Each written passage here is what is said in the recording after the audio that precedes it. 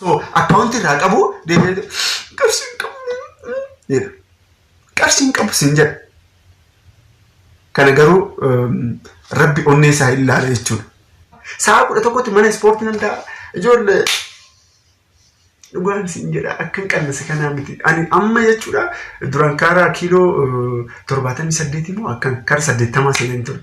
Didittiin ammantaan geejjitu ta'e. Garuu amma jechuudha gaa'ela keessa jira, fuudhetan jira, biizinasii adda addaa hojjechuu qabda.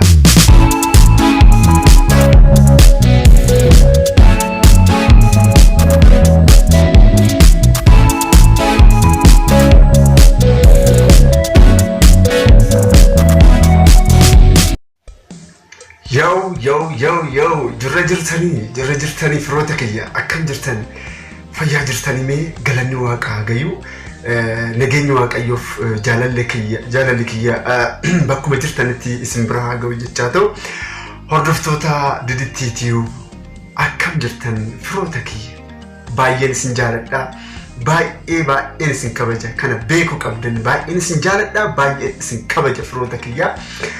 Hordoftoota Didaatiyu torban akkamitti isinii darbaa jira guyyaaniyu akkamitti isinii darbaa jira halkaniyu akkamitti isinii darbaa jira.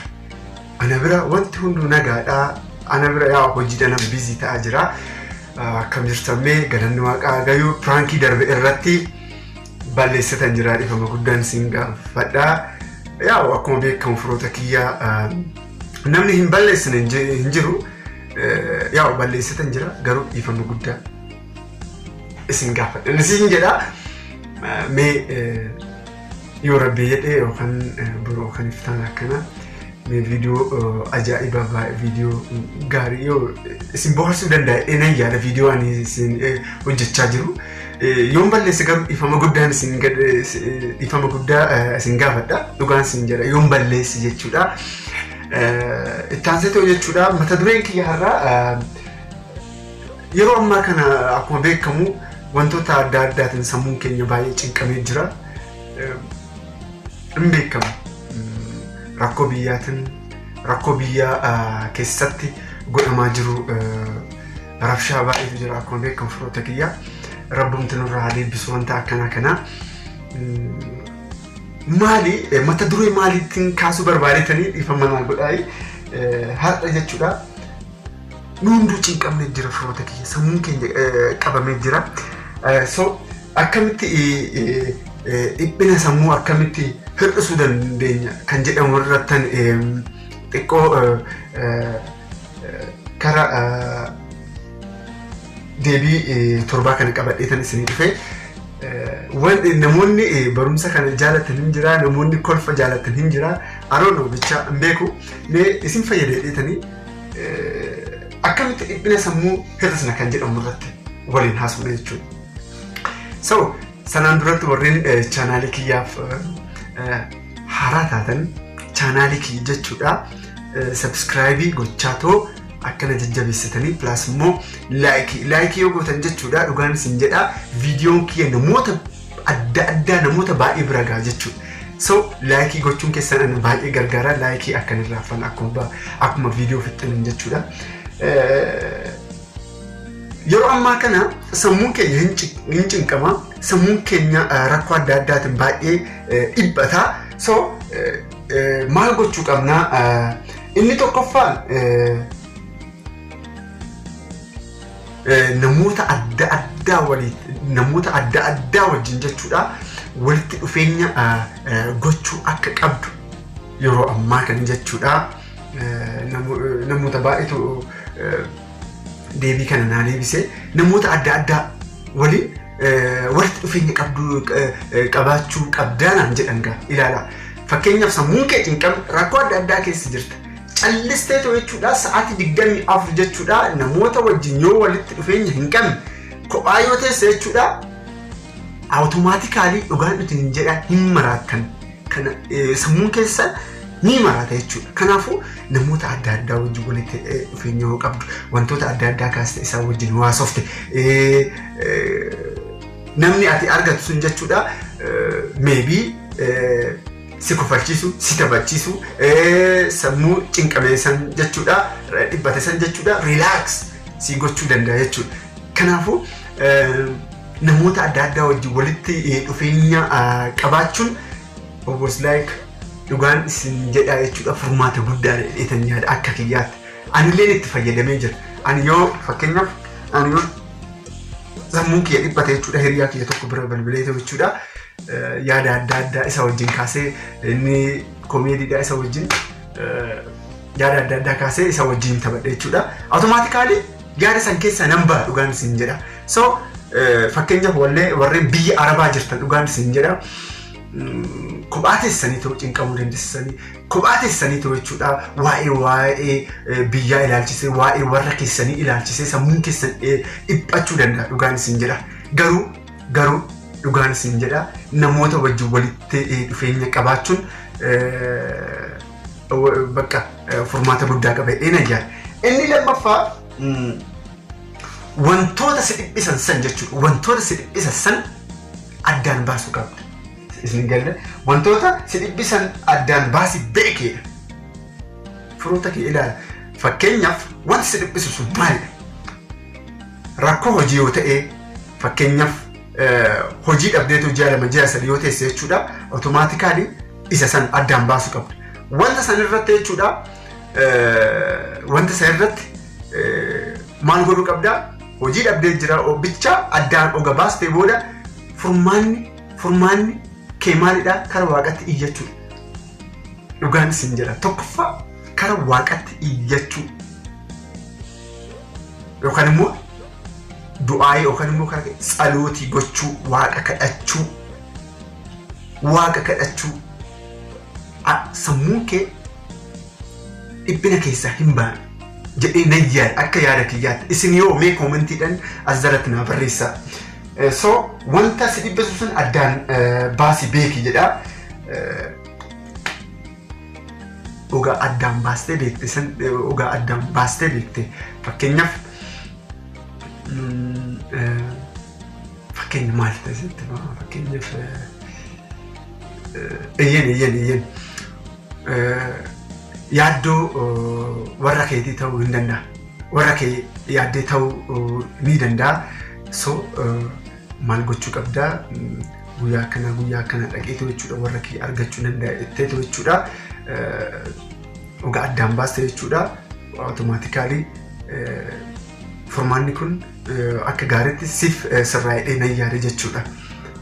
Ifa manaa godhaa baay'inaan illee yaa barumsa hin danda'u.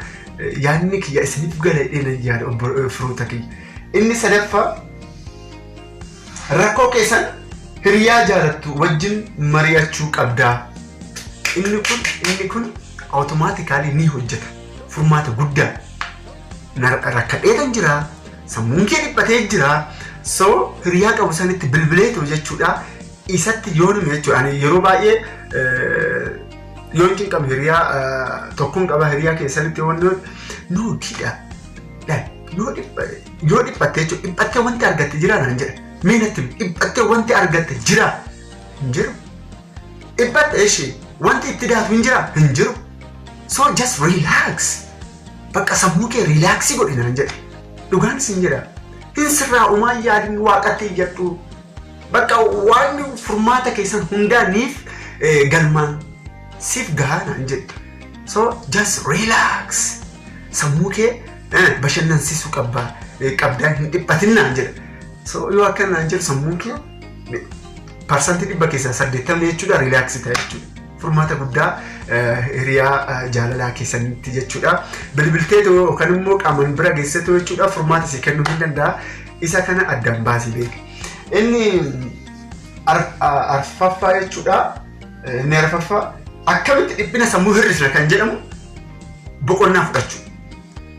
boqonnaa fudhachuu. Sammuun kee fakkeenyaaf hojii adda addaatiin biizii ta'uu danda'a. So sammuun kee ni dhiphata yoo boqonnaa fudhatte, yoo rafte sammuun kee dhiphina san keessaa ni ba'a furmaata guddaa argatte jechuudha. Kana beekuu qabda jechuudha. Boqachuu qabdaa, rafuu qabdaa. Si galee? Isa kana inni shanaffaa waan keessa jirtu san sirriitti hubadhu. waan keessa jirtu san sirriitti hubachuu qabda waan keessa jirtu san jechuudha. Waan si cinqu san addaan baasii sirriitti hubadhu. Inni deebiin kun jechuudha isa deebii isa lammaffaa wajjin wal qunnama. Anyways wanna keessa jirtu san sirriitti yoo hubatte jechuudha I think furmaatarra gahuu hin dandeessa eetoo nan yaada akka yaada kiyyaatti. Inni jaaffaa fayyummaa qaama keetiif eeguu qabda. Fakkeenyaaf ispoortii hojjechuu qabda jechuu barbaadetanii fayyummaa jechuun ispoortii hojjechuu qabda. Qaama fiizikaala keetii jechuudha ispoortii adda addaati. Yoo cinqamte yoo dhiphatte jechuudha mee mana ispoortii deemi. Dhugaan sin jedha. Mana ispoortii mee deema. Jechuun bakkuma jirtutti illee jechuudha mana keessatti illee dubbeedhaan ispoortii naqaa hot yoo kaatan daffi yoo sirrii daffaan baadhi dhiphinni kee jechuudha. Dhiphinni kee daffaan hin baha. Dhiphinni kee boqonnaadhaan irriban ni baha. Dhiphinni kee namoota adda addaa wajjin jechuudha wal quunnamuudhaan dhiphinni kee sirraa baduu hin danda'a. Dhiphinni kee hiriyaa barbaaddu jaalatu san biratti bilbiltee jechuudha. Dhiphinni kee furmaata argachuu hin danda'a. So ispoortiin duraan jechuudha ispoortii ittiin hin qadaqqadhu. Halkanii guyyaa jechuudha. Namni sa'a 11tti ta'a. Sa'a 11tti mana ispoortii nan ta'a. Ijoollee dhugaan sin jedha akka hin qannase kanaa miti. Ani amma jechuudha duraan karaa kiiloo 78 moo akka karaa 80 seeneen ture. Didittiin ammantaan geejjiba ta'e. Garuu amma jechuudha gaa'ela keessa hin jira, fuudhetan jira, biizinasii adda addaa hojjechuu qabda. Bakka sammuu kee maal yaada? Waa'ee biizinasii bichaa yaada. Duraan kophaa kiyyaan ture nan nyaadhaa, nan dhugaa, fataan jedhaa, farkassin jedhaa, nan bashannanaa, nan kolfaa, nan dannasaa. Ara wanna baay'ee ture. Garuu rabbii achi san keechaa na baasee ture jechuudha. Amma kanoo abbaa manaa ta'eetan jira. Dhugaan sin jira. Abbaa manaa ta'eetan jira. Zana jiraachaa jira garuu qaama kiyyarraa hin jiru. Go on. Garuu yoon deebi'ee nan hojjedhe beezii waan nan qabuuf jechuudha didittiin ni furdatte jechuudha kana beekuu qabdanii. Anyways walumaa galatti dhiphina sammuu hir'isuudhaaf ispoortii hojjechuun ispoortii kaachuun baay'ee gaariidha. Inni yaada sammuun keessaa riilaaksii ta'a furmaata ni argatan ispoortii hojjedha. Ijoollee gorsi ani isin gorsu kun akka qoosatti laaluu hin qabdan. Dhugaan isin jedha akka qoosatti gonkumaa laaluu hin qabdanii isin jedha. Kana beekuu qabdan. Boqonnaa fudhachuu hirriba rafuun gaariidha. Sammuun keessan qulqulluu ta'a. Ilaala akka. Inni biraa immoo ispoortii hojjechuun sammuu keessan riilaaksii ta'a. Dhiphina sammuu keessan hin baatanii. Hiriyaa jaalatu san bira deeqtee to'anii rakkadhee cinqabeetan jiraamee furmaata san kana keessa baasee ittee ture jechuudha. Yoo isa gaafatte hiriyaa keessuun dhiphina sammuu keessaa si baasuun ni danda'a. Si galee? Inni torbaffaa gargaarsa gaafachuuf duubatti hin deebi'in jedha. Maal jechuudha gargaarsa gaafachuuf? Ijoollee kana beekuu qabna. Gargaarsa gaafachuuf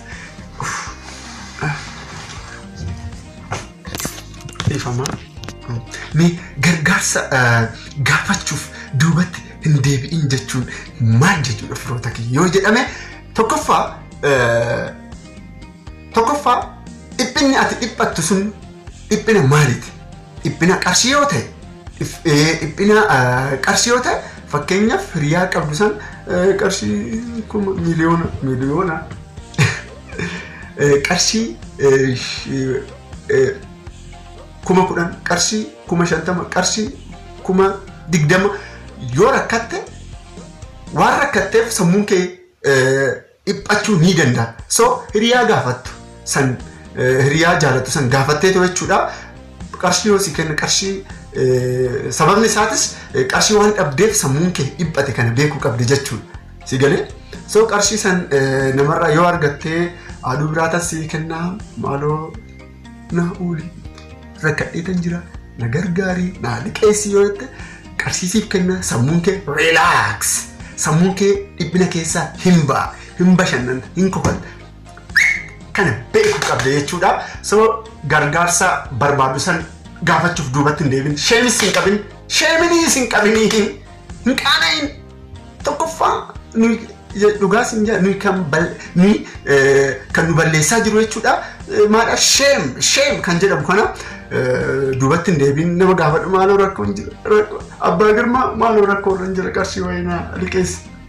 Tokko maaloo dhugaan sin jedha firoota kiyya. Tokko kan qarshii namaa liqeessine hin jiru. Baay'inaan dhugaan sin jedha baay'inaan parsantii 100 keessaa parsantii 80 kan namaa hin liqeessine. Qarshii miliyoona 2 osoo akkaawuntii irraa qabu qarshii qabu. Qarshii qabu sin jedha. Kana garuu Rabbi onnee isaa ilaala jechuudha. Na yeroo ammaa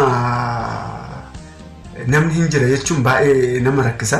Osoo qarshii qabaatu osoo qarshii qabu jechuudha namaa kennuu dhabuu danda'a. Ati rakkoo keessa jirta garuu rakkoo keessa si baasu walumaa galatti Rabbitu si baasa dhugaan sin jedha. Rabbi jaalala namaa nuuf haa kennu isiniifillee haa kennu. Ani dubbii isinitti hin baay'isu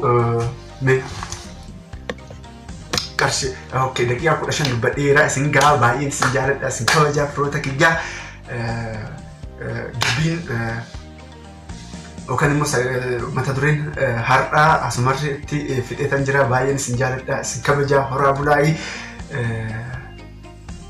kanuma bakka nagaannaa jedha nagaannaa jedha.